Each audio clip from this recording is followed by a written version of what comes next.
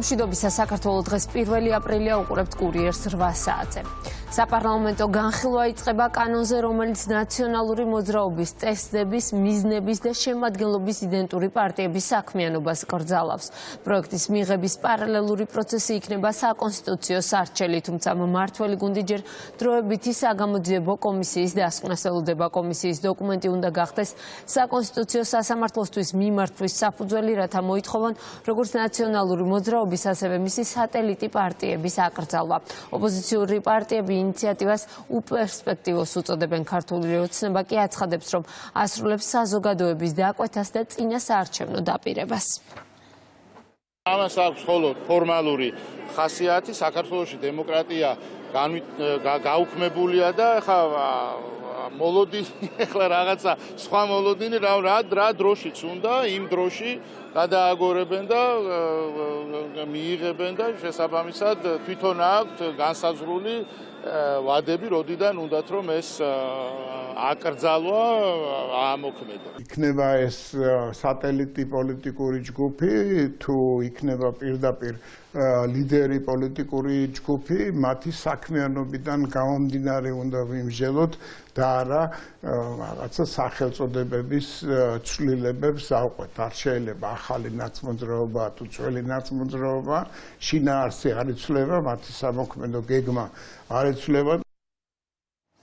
პარლამენტის მიმდებარე ტერიტორიაზე გუშინ მიმდინარე აქციაზე გამოყენებულ პიროტექნიკასთან დაკავშირებით განცხადება გაავრცელა შინაგან საქმეთა სამინისტრომ.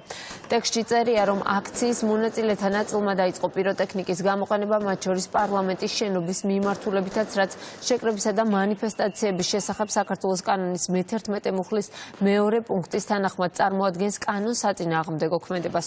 უწყებამ აქციის ორგანიზატორებსა და მონაწილე პირებს პროტესტის გამოხატვა კანონით დადგენილ ფარგლებში მოუწოდა.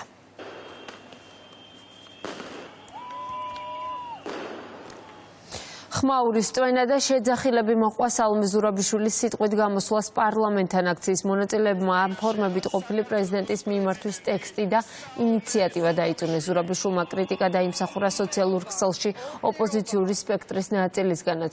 მათ შორის იყვნენ ნიკა გვარამია, ზვიად კუპრავა და თამარ ჩერგოლეიშვილი. შეგახსენებთ, სალომე ზურაბიშვილი რუსთაველის გამზირზე მიმდინარე აქციაზე წინააღმდეგობის პლატფორმის შექმნის ინიციატივით გამოვიდა.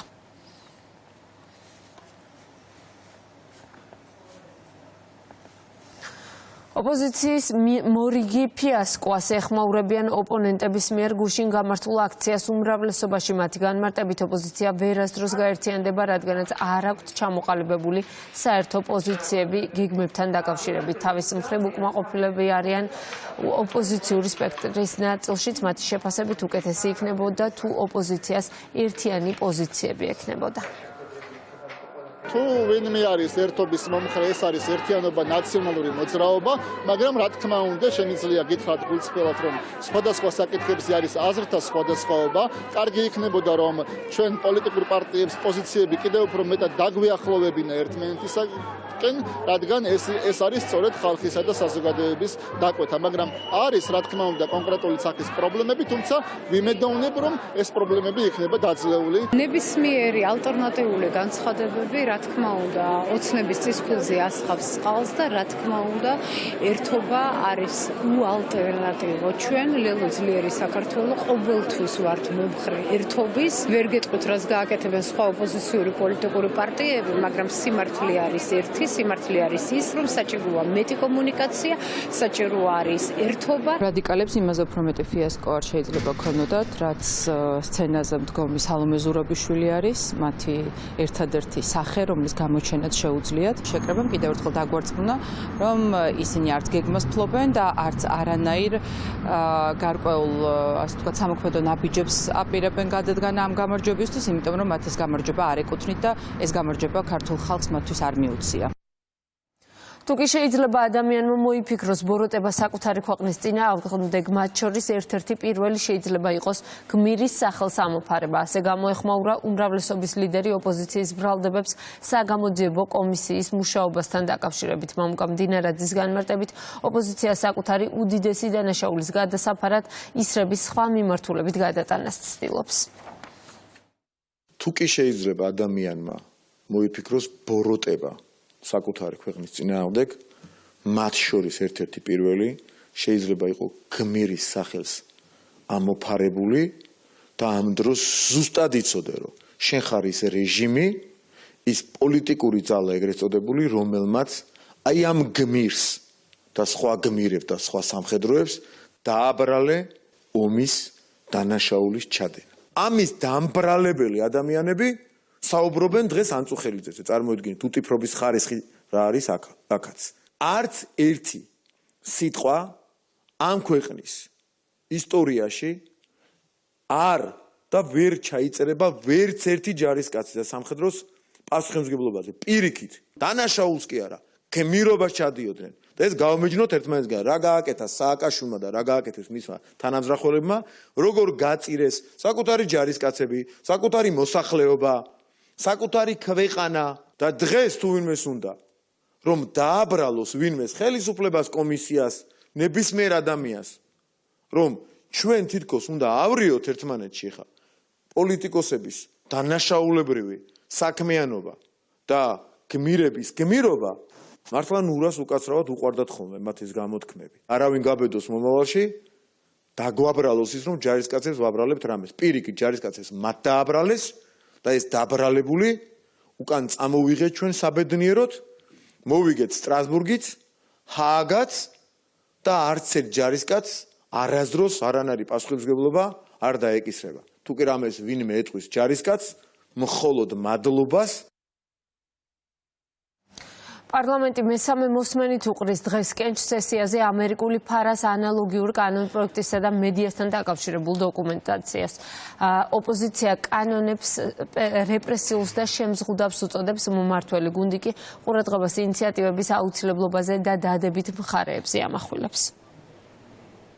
როგორც აღარ ჭირდება ოპოზიციური პარტიები ივანიშვილს, ისე აღარ ჭირდება ოპოზიციური ტელევიზიები, ამიტომაც ის ყველაფერს იზამს რომ გააუქმოს და გაანადგუროს ყველა ოპოზიციური ტელევიზია, რა კანონიც არ უნდა მიიღონ, გამოიყენებენ ქართული ხალხის წინააღმდეგ. ამ ცვლილებების მიზანი არის, რომ საქართველოს სახელმწიფო ინსტიტუტები და საზოგადოება იყოს მაქსიმალურად მედეგი და ჰქონდეთ იმ გამოწვევების მიმართ ეფექტიანი რეაგირების შესაძლებლობები, რა გამოწვევებით ჩვენ ვნახეთ, განსაკუთრებით USAID-ის სკანდალის შემდეგ გამოიკვეთა იმ მასშტაბები, იმ პრობლემების, რომლის წინაშე დღეს საქართველო დგას.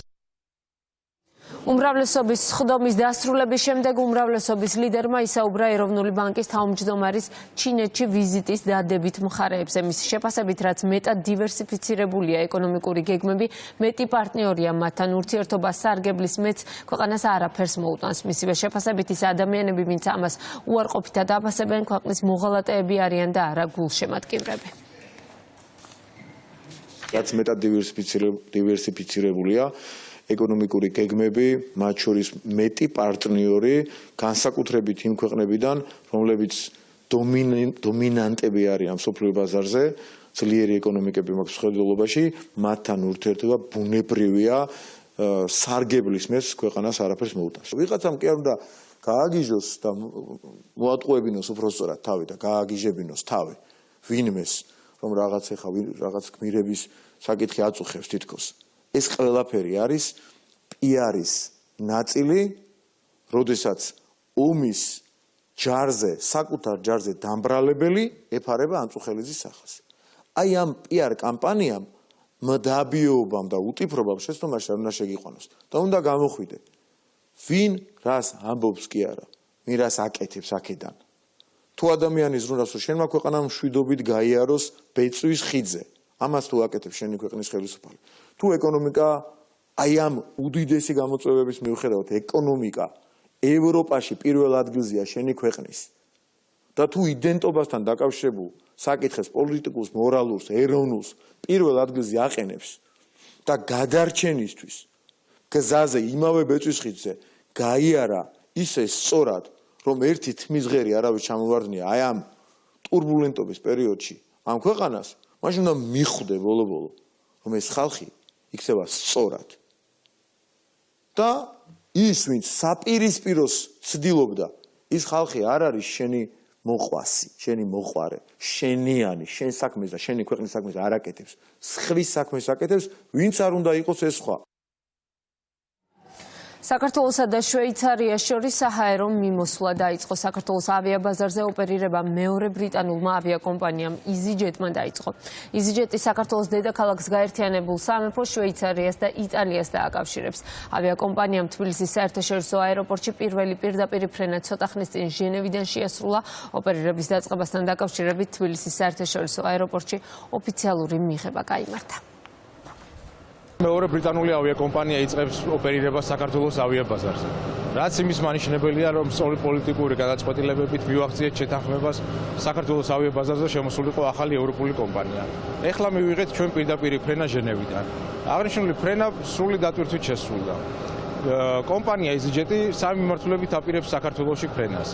ესენია მილანი, ჟენევა და ლონდონის აეროპორტი. ოპერირება დაიწყო EasyJet-მა და საქართველოს დააკავშირა ევროპის სამ ქალაქს, რაც არის ძალიან მნიშვნელოვანი. მომხმარებელს შეეძლება ყოველდღე იფრინოს თბილისის საერთაშორისო აეროპორტიდან, როგორც ლონდონის მიმართულებით, ასევე სხვა ახალი ევროპული ქალაქების მიმართულებით. ასეთი იყო ახალი ამბები ამ დროისთვის. სხვა სიახლეებს შეგიძლიათ გაიცნოთ ჩვენს ვებგვერდზე rustavi2.gr-ი განხილებული ინფორმაციით. დაგიბრუნდებით 9 საათზე.